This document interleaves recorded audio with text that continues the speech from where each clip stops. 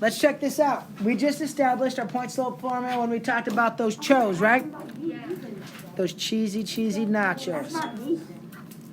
So here's our equation. Y minus y1 equals mx minus x1. And this always works when we have a point and a slope. Wait, hold on. Okay? Hold up. It always works when we have a point and we have a slope.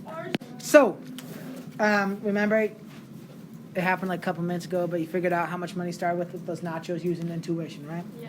Now, all of math is about taking the natural world around us, using letters, numbers, and symbols to communicate and expand that, right? It's a systematic way to just get it down and transfer knowledge, right? So let's make that happen. When I'm looking at something like number 1, I almost always write down the point-slope form equation first. Plus, if you did this to start every problem, you're going to have the equation memorized, right? Y minus y1 equals mx minus x1. We do not memorize these. On this equation, you're probably going to just need to memorize it, actually. Really? Yeah, I'm not the biggest fan of it. I mean, I showed you why it works from the similar triangles, but that's hard where you're at probably to stash upstairs, I think. Yeah, But- there's some in this unit that I feel like is. So y minus y1 would be y minus 1. I have a slope of 2. And x minus x1 is going to be x minus 4. And remember, equations are always going to have an xy in it. Who can explain to me why we're always going to be left with the xy in our equation? That's your points. The xy stand for every point on your line. So you have to have an x and y left in your equation. Okay? So, the big, one nice thing, and I mean the directions tell you to, but we're going to try to get this to be slope-intercept form. So our goal is y equals mx plus b, right? So keep that in mind. So this is in point-slope form. One thing you can do with this is you can graph something from point-slope form. I'll just show you real quick what I would do. And my teacher always had us change it to slope-intercept form first, and I don't think you need to. Because I know I have 0.41, and I know I have a slope of 2, which would be up 2 over 1. I don't need any more information to graph that line. I know a point, and I know a slope. The difference is it's not my y-intercept, but who cares? It's a point. The slope works between any 2 points. So one thing I'd encourage you to do is if it says graph point slope, don't do this.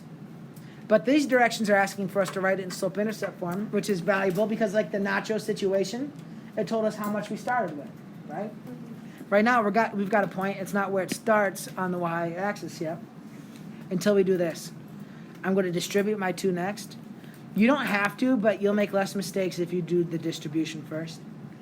You could add the 1 to both sides first, but then students will distribute the 2 to that 1, and you shouldn't. So just be wary. I suggest distributing first.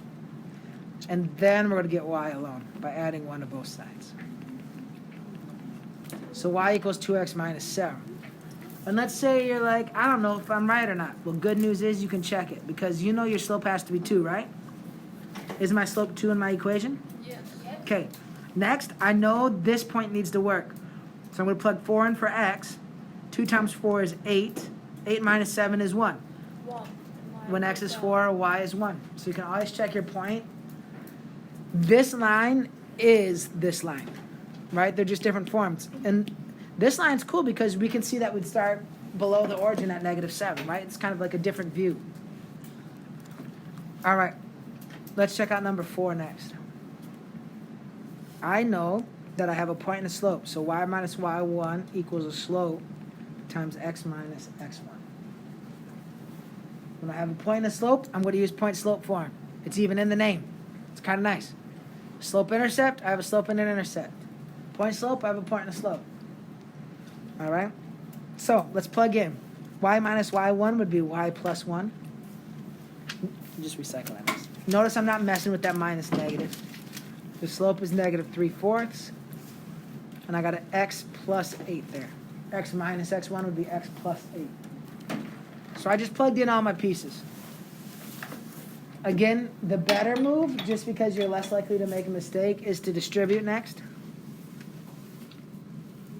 That'd give me y plus 1 is -3/4 x minus 6. Some of you still need work on those fractions. So what I did to get that -6 kind of quick in my head is I cross-simplified. The 4 became a 1, the 8 became a 2. because 8 over 1 I cross simplified, and 2 times negative 3 gave me that negative 6. All right, and then to get y alone, I'm subtracting 1 to get y equals negative 3/4 x minus 7. So let's do our little test out again. Do I still have a slope of negative 3/4? Yes. Okay. Next, I'm going to plug negative 8 in for x. When x is negative 8, I get a 6 minus 7, which is negative 1. When x is negative 8, y is negative 1. It checks out. I want you guys on your own to do number 2 and 3, please. All right, let's check out number 2 and 3. Let's go. I got y minus y1 equals m, x minus x1. When I distribute, I get half x minus 1. I'm adding 4 to both sides to get y equals 1/2 x plus 3. Now let's check it out. Do I still have a slope of half? Check. Let's put 2 in for x. I put 2 in for x. I get 1 plus 3 is 4. Check. Our point works. So, number 3. Number 3 is kind of nice. Notice I didn't write that minus 0 because I don't have to, right? So all I'm going to have to do here is distribute. And I get 2/3 x plus 4. Let's test out our point. We still got a slope of 2/3. That's good. Slap a negative 6 in for x. We get negative 4. Plus 4 is 0. It checks out, friends. All right, that's point slope form. Big ideas. What are some big ideas from point slope form?